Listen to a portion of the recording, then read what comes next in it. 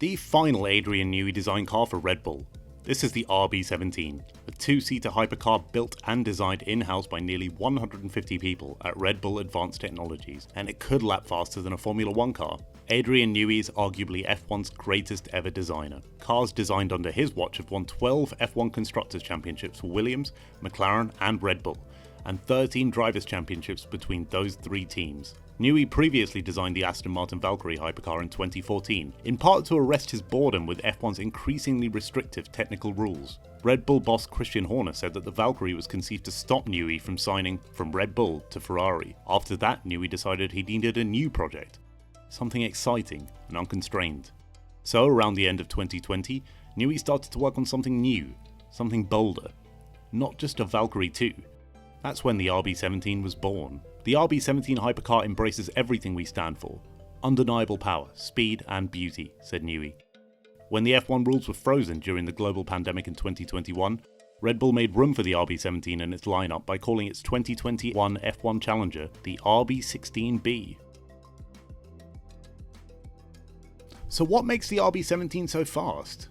Well, power comes from a screaming Cosworth V10 engine that revs up to 15,000 RPM. Coupled with a 200 brake horsepower electric motor, power output is said to hover around the 1,200 brake horsepower mark. The mid-mounted engine unsurprisingly derives tech from F1, namely air valve spring technology, which was also used in Red Bull's first F1 car, the Cosworth-powered RB1. Development of that engine began back in June 2023 after Newey and co mulled over putting a twin-turbo V8 in, or having a bigger hybrid part. Both were ditched in favour of this V10 engine. Newey said he wanted a power unit that could develop 1,000 horsepower, but with a combustion engine weighing under 150 kilos. Sound was important as well. Oh, and the engine meets Euro 6 legislation, so it meets European emission standards. Anyway, power is nothing without lightness, and the RB17 weighs in at just under 900 kilos. That makes it lighter than the Valkyrie. It weighs so little because the RB17 is built on a carbon fibre monocoque chassis that seats two people. Newey has, as always, eked as much downforce as possible out of the 5 metre long bodywork. The RB17 produces downforce, and lots of it, almost 1,700 kilograms of downforce at 150 miles per hour to be more precise. That's almost double the weight of the car. Look at it from the front and you'll see tunnels running through the car. Those are Venturi tunnels, an aerodynamic device used in F1 cars to channel air through the car and generate downforce along its length. Everything is functional here. Even the sides of the cars have F1 style sloping side pods to channel airflow towards the rear. At the back sits a massive diffuser which manages that fast flowing airflow to ensure a longer and more controlled low pressure airflow through the car, underneath the car and along its sides. You'll notice there isn't a huge rear wing on the back. This one's more understated, working with those tunnels and side pods rather than adding hundreds of kilos of downforce and drag to the rear. Active aerodynamics at the front and rear of the car serve to increase load at lower speeds, but reduce it at higher speeds. That's because the RB17's bodywork generates so much downforce above 150 miles per hour that it's actually too much for the tyres to handle. Just like F1, this car uses ground effect to stick it to the ground, and that downforce is complemented by some very grippy slicks. The wheels here are 18 or 20 inches in diameter, depending on which you choose, and the compound itself is a bespoke Michelin-made rubber. Those Michelins are top secret. They're similar in composition to what the Le Mans hypercars machines use, and once the cars are run on track, Michelin actually takes those tyres back. The tyres sit around F1 style carbon brakes at each wheel, although only the rear brakes are controlled by a brake-by-wire system, which is the same tech used in motorsport, including F1. That's probably because the hybrid system only works on the rear wheels, so there's probably some regenerative braking that needs to be factored in when the driver presses the slow pedal. Drivers will be happy to know that the RB17 has ABS to avoid locking up those top secret tyres. When the RB17 springs into action, it does so with active pushrod suspension at each corner of the car, much like in F1. This includes active height and roll control, something which isn't allowed in F1 nor the Le Mans hypercar regulations. An active limited slip differential bolsters the RB17's handling by constantly monitoring and changing the rotation of each wheel to enhance traction. Accessibility is at the fore here. The RB17 is a tool which drivers can tweak to their liking. At the end of the day though, this is a car built to go around the track as fast as possible.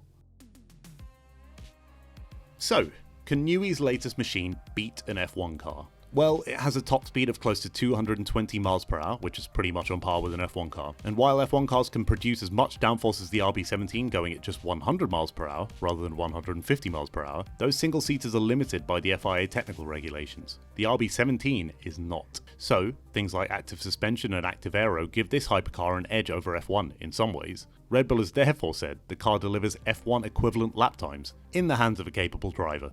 The only way they can possibly prove that is by having the RB17 take on an F1 car at an F1 venue.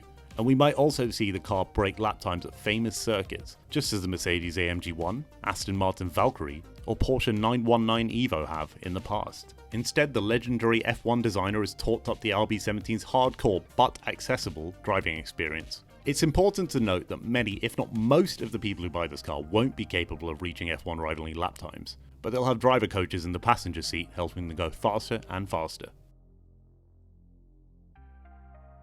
So you're probably sold on the RB17 at this point. It seems to be a world-beating hypercar in that it rivals the power of hypercar counterparts, including the Aston Martin Valkyrie and Mercedes-AMG 1, and it's lighter than both of those. The price tag on the RB17 is more than £5 million sterling, and it's already fully sold out. Also, it's not road legal, although tuning company Lanzante says it's working on a road legal conversion that could cost more than £500,000. Despite that, you can fill up the 70-litre fuel tank at most petrol pumps. Just ensure it's with Super Unleaded or 98 RON. Each RB17 owner is given access to track events around the world, including driver development and tailoring. The customer can spec the car with different shades of exterior paint, interior materials, and other details. But we do wonder if, like the McLaren Senna or Brabham BT62, some customers might opt for F1 style paint jobs. Each car gets a 2-year or 4,000-kilometer warranty, and interim servicing can be done at Red Bull's headquarters, a local service centre, or at the customer's location. Full services, on the other hand, must be taken every 8,000 kilometers, and only at Red Bull's Milton Keynes headquarters. Interestingly, Red Bull says that the car can do a 24-hour race without servicing.